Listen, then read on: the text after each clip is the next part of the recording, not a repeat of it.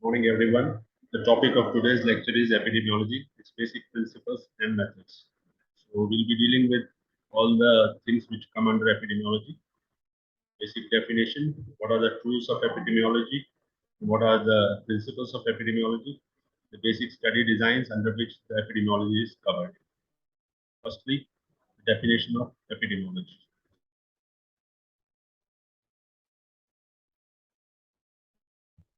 So from where this word epidemiology has come from? This comes from a Greek word which is epi, demos, logos. Epi meaning in English is upon, demos means people, and logos means science. So basically, what this word conveys is it's basically a science which is conducted upon people or the particular population. Now, coming to the definition, we have to remember this definition given by John M. Last in 1988. What it states is it is defined as a study of distribution and determinants of health related states or events in a specified population and the application of this study to control of health problems. So what did John M. Last states? It's basically it is a study about how the disease is distributed and what are the determinants or the factors which govern that particular disease or health related states in a particular population. And once you get the results out of this particular study, you apply it on a population to control the health problems for that particular population. So here, distribution signifies the time sequence, place of occurrence, and persons affected. And determinants here states refers to physical, biological, and behavioral factors that can influence health.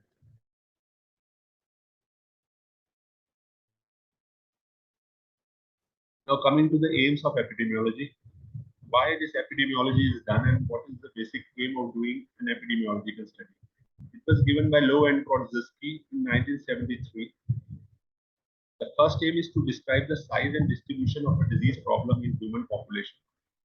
How the how much population is affected by that particular disease and how it is distributed, whether the disease is distributed equally or whether there is unequal distribution of the particular disease in a human population. Second is to provide the data essential for planning, implementation, and evaluation of health services. So, what we get out of doing epidemiological studies, we get a data from which we plan, implement, and evaluate health services. We plan programs for health services, we implement that particular plans, and then we recheck or evaluate that particular health services which we have given for a particular community, whether our health programs, health services, or the programs which we have made for a community for a particular disease is working or not. Next point is to identify the etiological factor. This is the most important point in doing it, epidemiological studies. Is we want to find what is the etiological factor which is responsible for the pathogenesis of disease, and what is the correlation between that etiological factor and the disease. This is the three basic aims. Again, I'll state to describe the size and distribution of the disease problem in human population, to provide the data essential for planning, implementation, and evaluation of health services, and then to identify the etiological factor in the pathogenesis of disease.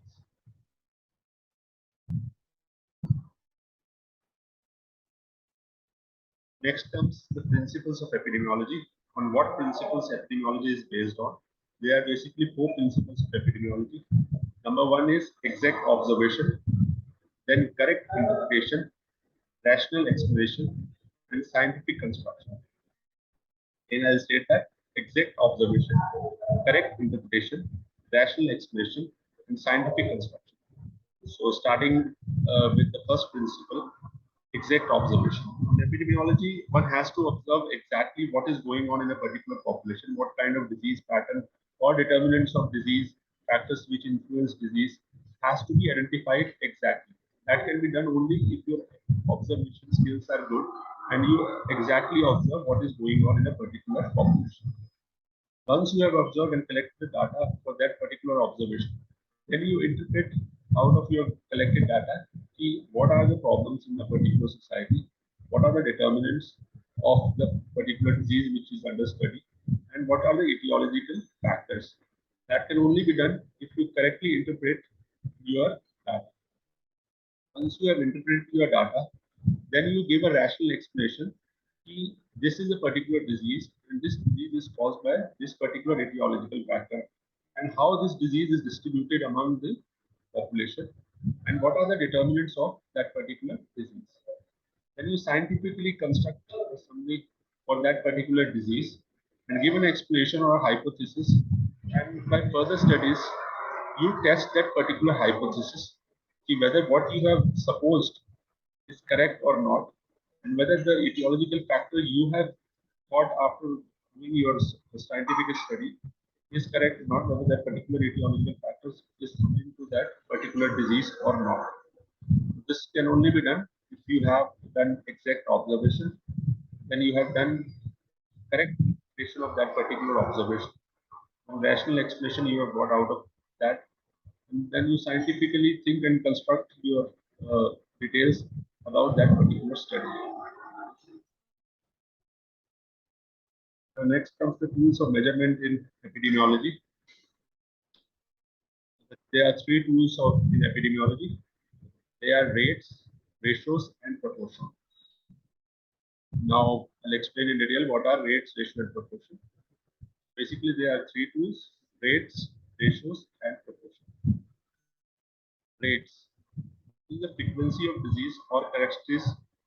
It is the frequency of disease or characteristic expressed per unit size of population or group in which it is observed. Rate actually measures the occurrence of a particular event in a given population in a specified time period. The formula for calculating rate is number of events in a specified population divided by population at risk into 10 to the power n. N is nothing but the multiplier to give the value a whole number, and so that the value doesn't come in decimals. It is easy to calculate. That's why power of n.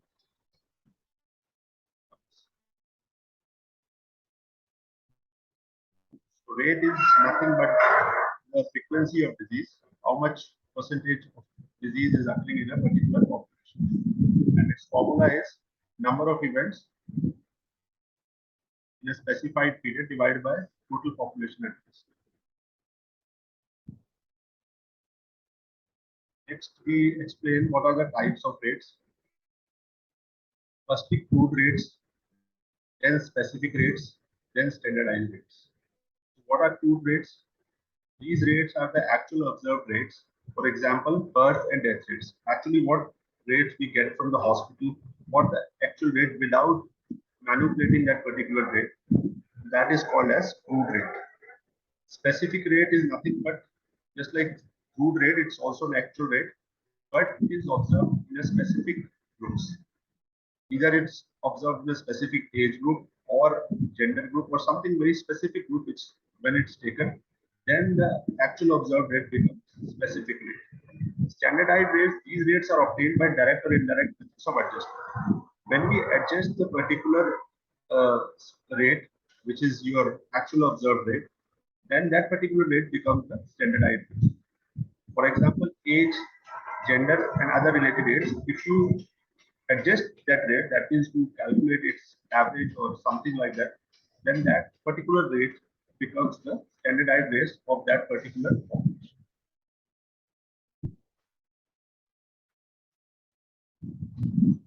Next comes ratio. What is ratio? Ratio denotes the relation in size between two random quantities. So if you take two random quantities and you try to relate them, then the relation becomes the ratio between one ratio to that is first commodity, how it is related to the second commodity.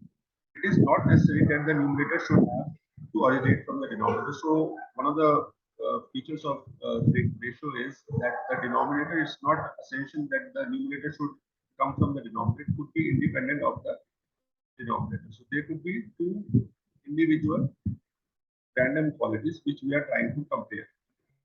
The example for this is given is in an area, incidence of gingivitis in pregnant women is 20 out of 1000 and gingivitis in non-pregnant women is 10 out of 1000. So the ratio comes out to be 20 ratio 10 or 2 ratio 1.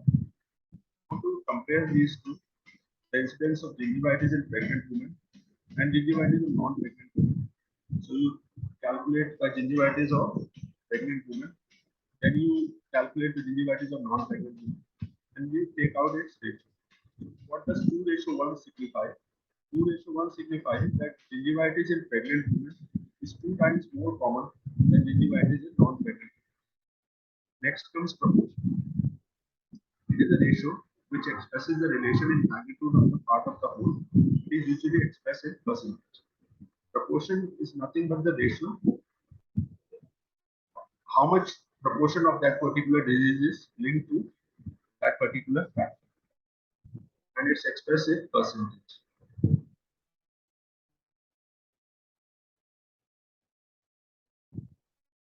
Next is what is incidence. Incidence can be defined as the number of new cases of a specific disease occurring in a defined population during a specified period of time. So there are basically two terms, incidence and prevalence. Incidence is nothing but the number of new cases of a particular disease that occur in a defined population, a particular population, during a particular time period. Whatever time period you have selected in that particular time period, a specific disease which occurs, number of new cases of a specific disease in that particular population which you have selected. That particular new cases are rate of that new cases is known as incidence.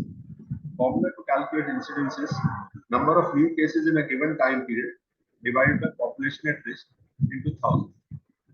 There are two types of incidence: episode incidence and cumulative incidence. I'll be explaining about the two. What is episode incidence?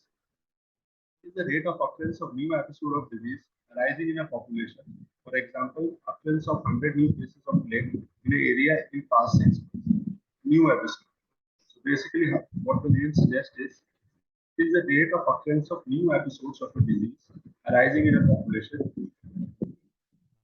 It is, the name suggests, it is the addition of the cases. It is similar to incidence, but time interval is expressed as flex period, and result is expressed as proportion.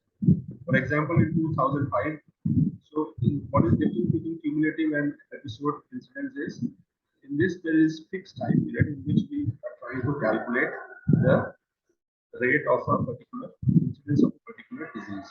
So in this, we have different years which we are trying to take the incidence of a particular disease.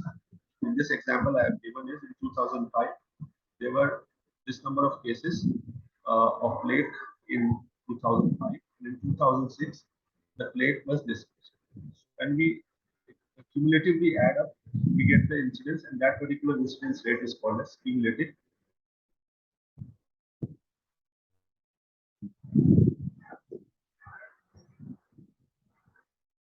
Next is special incidence rate. Special incident, there are two special incident rates: attack rate and secondary attack rate. What is attack rate? It is an incidence rate which is used only when the population is exposed to risks for a limited time period, as in the case of any epidemic. Attack rate is when suddenly the incidence rate of any population is increased because an exposure to a risk factor. That is for a limited time, and immediately the graph of that particular disease shoots up. And secondary attack rate is nothing but the measure of incidence which occurs following the occurrence of a primary case. Once the primary case rate has subsided or it's subsiding, whatever the case rate increases after that, that is because of secondary case. That is from person to person spread, and this is much lesser in numbers than the primary attack. That is an epidemic.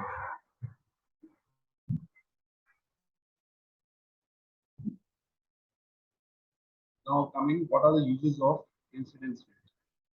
Helps in taking action to control the disease.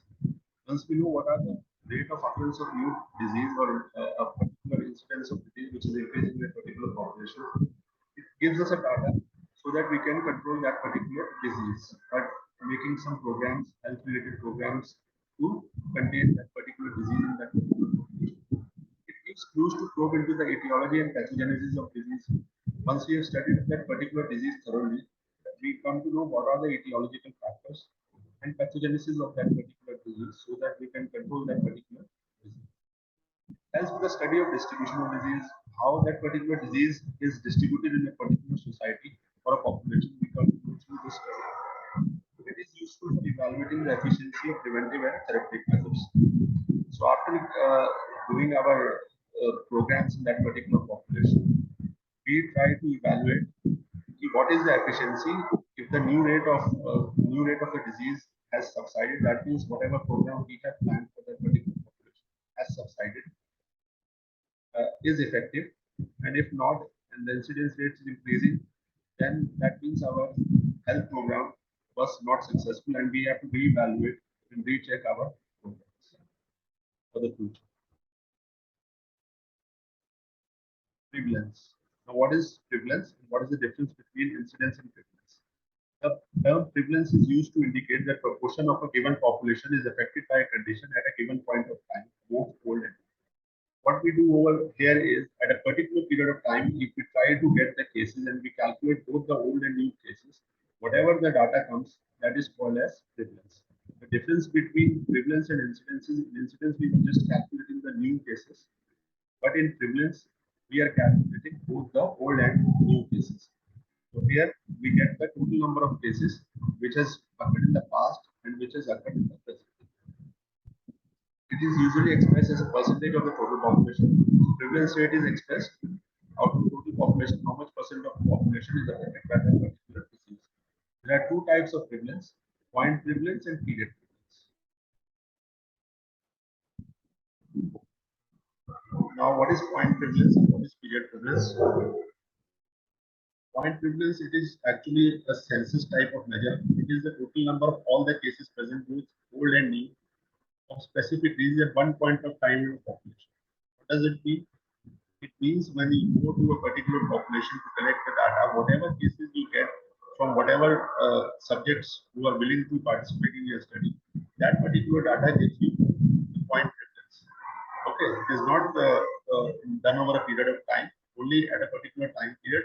When you go and check for the number of cases, whatever old and new cases you get of a particular disease in that particular time, that is called as the point prevalence of that. Next is period prevalence. It is the measure that expresses the total number of cases of disease known to have existed at some time during a specified period. In this case, the time period is specified, suppose 6 months we have taken. So, in that 6 months, whatever the old and new cases are occurred, we have to calculate that. And whatever the total is, that is called as the period prevalence. Period prevalence, as the name explains, in that particular period, whatever the cases occur, that will come under period prevalence.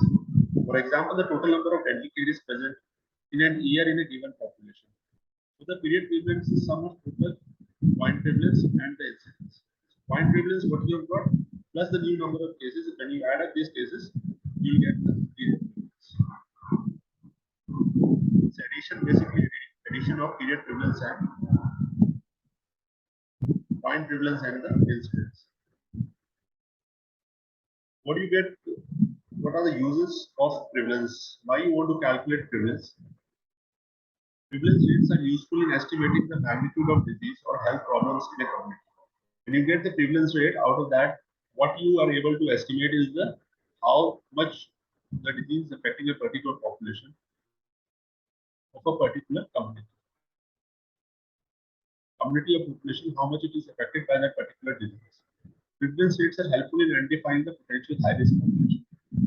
When you take the prevalence and you find out in which particular subgroup or which particular population is mostly affected by the particular disease, what you get is you find out the population out of a total population, which is the high risk population, so that you can plan a particular program for that particular population. Prevalence rates are useful in administrative and planning purposes.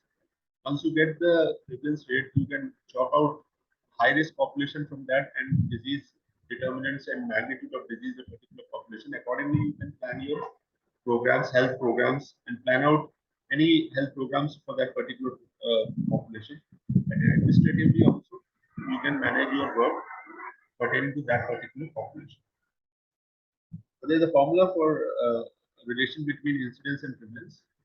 How you're going to calculate that is prevalence is equal to incidence into mean dimensions. That is how you calculate prevalence.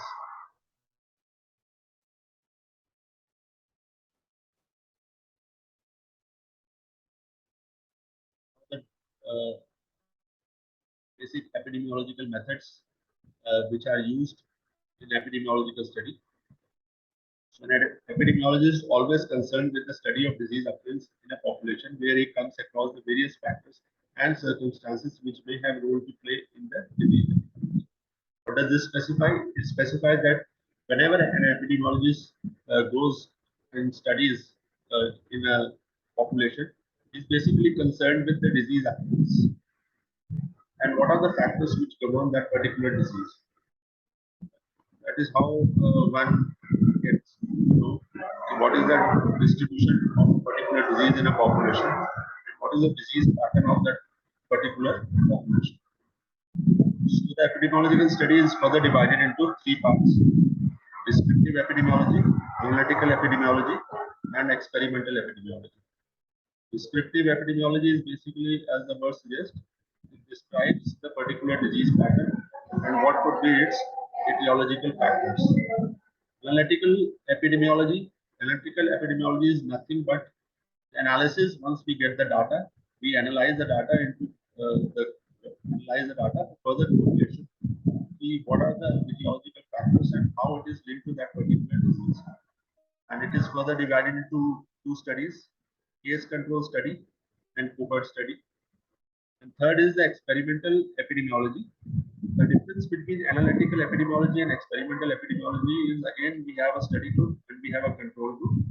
But in an analytical study, we don't intervene in a particular subject. We just study the data, or we take the data and study it and go further and try to correlate to what is the disease and how it is related to the etiological factor, or what is the correlation between the etiological factor and how it influences the disease pattern. But in experimental epidemiology, not only we are trying to check the relation, but uh, we can also check for the efficacy or efficiency of a particular drug or a vaccine. Basic trials are given in experimental epidemiology to know, by intervening in a subject, at what point, if we intervene, we can stop the particular disease, and what are the different methods by which we can check whether the whatever vaccine or drug we are trying to introduce in a particular population or in a particular country, that is successful or not before we go into the availability of that particular drug in that particular society.